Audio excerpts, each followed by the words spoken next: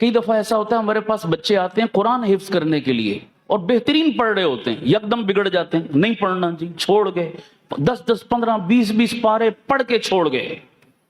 والدین نے بھی زور لگایا، ہم نے بھی زور لگایا، بچہ بگڑا ہوا ہے، نہیں جی قرآن پڑھنا ہی نہیں ہے، نعوذ باللہ۔ ایسے واقعات پیش آئے۔ ایک بچے کے بارے میں یہ واقعہ ہمارے مدرسے میں تو نہیں، ایک اور مدرسے میں پیش آیا، بڑا عجیب واقعہ، غور سے سنیں۔ بچہ بڑا خوبصورت ماشاءاللہ قرآن پڑھ رہا اور بہترین زبردست ذہین بچہ، بگڑ گیا اسی طرح، نہیں پڑھنا چاہیے، چھوڑ دیا۔ ٹل لگائی مدرسے والوں نے، ماں باپ نے۔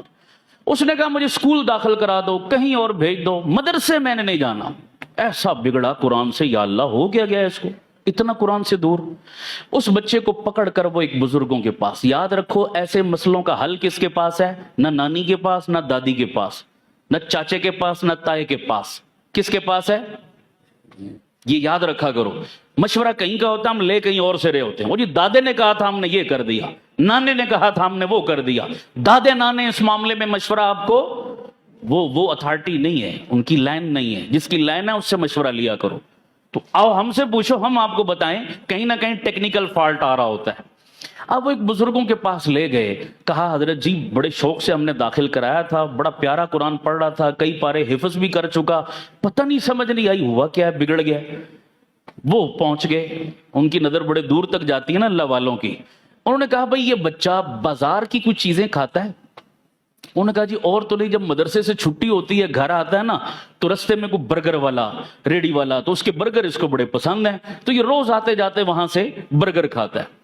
وہ بزرگ فرمانے لگے ایسا کرو 40 دن تک بازار کی تمام چیزیں اس بچے کے لیے بند کر دو، اس کی جو ڈیمانڈ ہو گھر میں اس کی والدہ کو کہو بنا کر دے، برگر بھی چاہیے نا گھر میں کھلاؤ، بازار کی چیزیں مت کھلاؤ، اور گھر میں بھی جب کھانا بناؤ تو کھانا حلال تو ہو ہی ہو، لیکن حلال کے ساتھ ساتھ کیا ہے، اس کی ماں کو کہو کہ باوضو ہو کر کھانا بنایا کرے۔ سبحان اللہ، ان چیزوں کا اثر کتنا ہے۔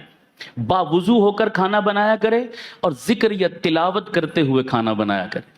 40 دن یہ نسخہ استعمال کرو، پھر مجھے بتانا اثر کیا ہوا۔ انہوں نے شروع کر دیا ایسا جناب، چند دن گزرے تھے بچہ خود ہی تیار ہو گیا، لے چلو بھائی مجھے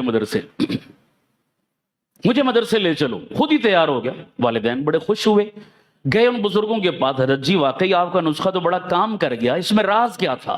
فرمانے لگے اکثر، سب کی بات نہیں کر رہا، لیکن اکثر بازار میں جو چیزیں ملتی ہیں کھانے پینے کی، خاص طور پر تیار کی ہوئی، اکثر لوگ بے نمازی ہوتے ہیں۔ اور حدیث بتا رہا ہوں میرے نبی کے فرمان کا مفہوم، ایک بے نمازی کی نحوست 40 گھروں پہ پڑتی ہے۔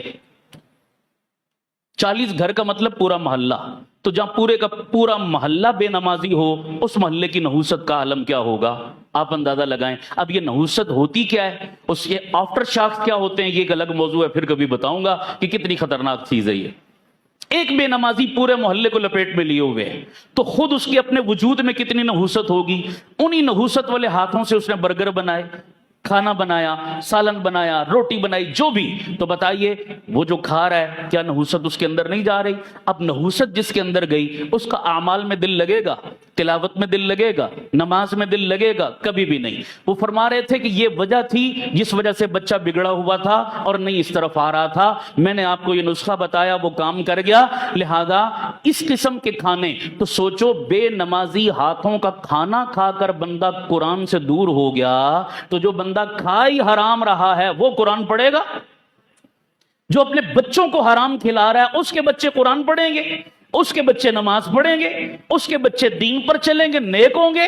میں حیران ہوتا ہوں بھئی، والدین آ کر دعا منگواتے ہیں، مولانا دعا کرو میرا بچہ نیک بن جائے، مولوی صاحب دعا کرو میری بیٹی نیک اور شرم پردے والی بن جائے۔ ٹھیک ہے، اچھی بات ہے، دعا تو کر رہے ہیں، اور تو دعا بھی تو کرو نا، دوا بھی تو کرو۔ دوا کا مطلب کہ اپنے بچوں کو حلال تو کھلاؤ، حلال کا لقمہ تو ان کے پیٹوں میں ڈالو۔ اپنی روزی پر نظر نہیں کر رہے کہ سارا دن مار دھاڑ کر کے دہاڑی لگاتے ہو، جھوٹ اور فراڈ کر کے دہاڑی لگاتے ہو، اور شام کو جو روزی اپنے بچوں کو کھلاتے ہو وہ حرام کھا کر، کیا ہماری دعاؤں سے آپ کا بچہ نیک بن جائے گا؟ کبھی بھی نہیں ہو سکتا، کبھی نہیں ہو سکتا۔ حلال کھلاؤ، پھر دیکھو کہ آپ سے پہلے آپ کا بچہ دوڑ کر مسجد میں آئے گا۔ حلال کھلاؤ، پھر دیکھو آپ کا بچہ آپ کی آنکھوں کی ٹھنڈک کیسے بنے گا۔ یہ اصول ہے۔